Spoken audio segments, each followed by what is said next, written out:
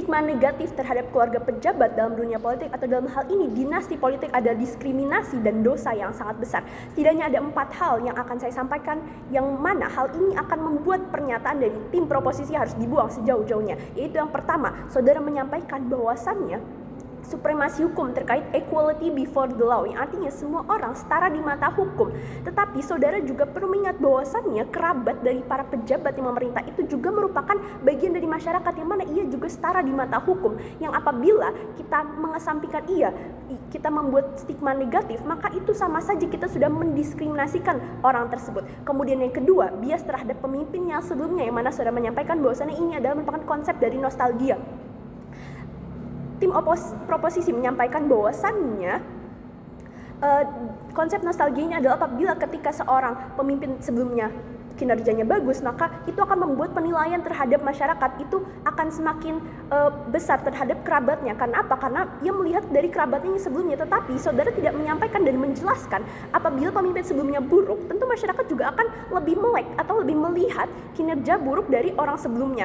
Yang mana perlu diketahui bahwasanya pilihan dari seseorang itu bergantung pada individunya sendiri, bukan dari hal-hal yang lain. Karena masyarakat sejatinya sudah cerdas dan dapat menentukan pilihannya sendiri. Kemudian sudah menyampaikan juga terkait hoax, yang mana hoax atau ujaran atau hal-hal yang tidak berbau fakta, hal-hal yang tidak mengandung unsur fakta, yang mana sudah menyampaikan bahwa hoax ini dapat mempengaruhi pilihan dari seorang. Tetapi perlu diketahui bahwasannya di setiap negara sudah ada departemen yang menaungi terkait teknologi, sehingga penyebaran hoax ini dapat dikendalikan sehingga masyarakat dapat memilih sesuai dengan pilihannya sendiri. Kemudian yang ketiga, politik dinasti hanya ambil kebijakan supaya tidak ada yang dapat menyentuh kroni-kroninya. Tetapi ini artinya dinasti politik tidak dapat disalahkan. Karena apa? Karena ini adalah kesalahan sebenarnya dari pengawasannya itu sendiri. Karena pengawasan yang tidak tajam, pengawasan yang lemah, ini membuat semua hal-hal negatif itu semakin marak atau semakin banyak. Dan perlu diketahui bahwasannya hal-hal negatif ini tidak hanya didapat dan dihasilkan dari dinasti politik, tetapi dari orang-orang yang memiliki SDM rendah yang memimpin di pemerintahan. Kemudian yang keempat, partisipasi individu yang berkurang. Hal ini adalah salah besar. Karena apa? Karena masyarakat sendiri tetap memilih pada akhirnya. Kemudian juga opini dan informasi tetap dikawal sehingga masyarakat dapat memilah dan memilih mana informasi yang benar. Kemudian juga penegakan hukum akan tetap berjalan apabila pengawasan itu sendiri tetap berjalan. Kesimpulannya adalah pihak oposisi telah melakukan diskriminasi terhadap masyarakat hanya karena ia merupakan keluarga atau bagian dari keluarga dari pejabat yang sedang memerintah. Kemudian ada beberapa hal yang perlu saya tegaskan di awal, yaitu adalah pertama terkait dinasti politik. Dinasti politik itu sendiri adalah konsep hubungan kekerabatan, yang mana kerabat ini menduduki jabatan politik yang lainnya. Kemudian atas dasar kemauan kedua belah pihak itu mereka menduduki jabatan itu sendiri. Kemudian yang demokrasi, kita perlu mengetahui bahwa demokrasi ini adalah kedaulatan rakyat. Kedaulatan rakyat dianggap sebagai sesuatu yang utama, dari dan oleh untuk rakyat. Itu artinya berfokus kepada rakyat. Oleh karena itu, dalam mekanisasi pemilihan yang umum kita lihat adalah pertama, penentuan calon untuk penentuan calon yang mana ini ditetapkan oleh partai-partai terkait, dan partai-partai tersebut berhak untuk memilih calonnya yang mana-mana karena itu merupakan bagian dari haknya. Kemudian yang kedua, pemberitahuan ke publik agar masyarakat itu dapat menilai mana yang sekiranya calonnya baik, buruk, dan lain sebagainya. Yang itu artinya tidak hanya dari dinasti politik atau tidak hanya dari keluarga para pejabat itu sendiri. Kemudian yang ketiga, ada proses pemilihan oleh masyarakat. Proses pemilihan oleh masyarakat ini dilakukan secara transparan. Setiap kemudian ada hasilnya dipublikasikan, yang mana artinya masyarakat dapat melihat dengan sendiri hasil dari pemilihan itu sendiri, sehingga tidak adanya kontrol atau campur tangan dari pihak yang lain. Kemudian yang terakhir adalah pengumuman. Pengumuman ini adalah hasil dari pilihan-pilihan masyarakat semuanya, yang mana ini merupakan hasil dari akhir dari pemilihan umum itu sendiri. Artinya Dewan Juri, demokrasi ini masih berjalan karena sepenuhnya pilihan di tangan rakyat itu sendiri, dari dan oleh untuk rakyat.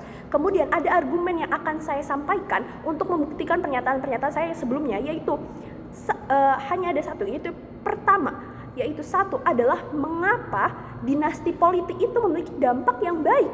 Hal itu yang perlu saya buktikan adalah karena yang A, dinasti politik tidak bertentangan dengan prinsip demokrasi. Alasannya adalah pertama, pemilihan masih berdasarkan suara rakyat dan pemilihan umum tetap diadakan. Nyatanya dinasti tidak sepenuhnya kita langsung menunjuk orang tersebut sebagai pewaris atau sebagai pejabat tertentu, tetapi masih ada suara rakyat di sana, masih ada pemilihan umum yang tetap diadakan, yang mana hal ini tidak disampaikan oleh tim proposisi. Kemudian yang kedua, sudah menjadi hak setiap warga negara untuk maju dalam kancah politik, yang mana itu berarti para keluarga dari pejabat ini juga memiliki hak yang sama untuk maju. Apabila kita melarang, maka kita sama saja mendiskriminasi orang tersebut. Kemudian yang ketiga, kita perlu mengetahui bahwasannya banyak tokoh dari dinasti itu sendiri yang berkualitas dan maju karena pilihannya sendiri, bukan karena dari keluarganya atau lain sebagainya. Kemudian yang B,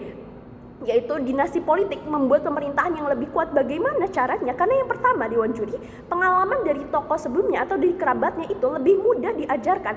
Karena apa? Karena yang pertama, karena kedekatan keluarga tersebut, maka lebih mudah untuk bertanya, menyampaikan pemikiran, tantangan yang akan dihadapi ke depannya, sehingga ia lebih siap. Sehingga yang kedua, orang tersebut punya kapabilitas menjadi seorang pemimpin yang baik.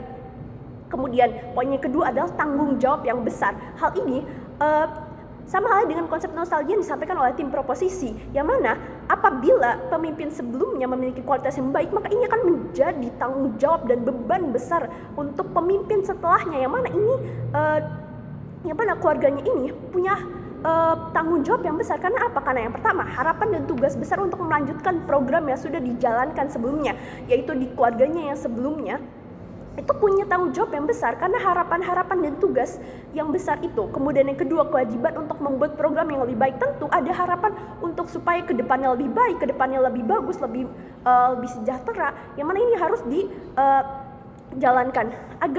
Oleh karena itu, agar dinasti politik ini dapat berdampak lebih besar dan berdampak positif, perlu adanya hal-hal yang diterapkan. Karena yang pertama adalah memperkuat lembaga pengawasan. Karena kesalahan-kesalahan, dampak-dampak negatif itu tidak hanya terjadi di dinasti politik, tapi juga orang-orang lain.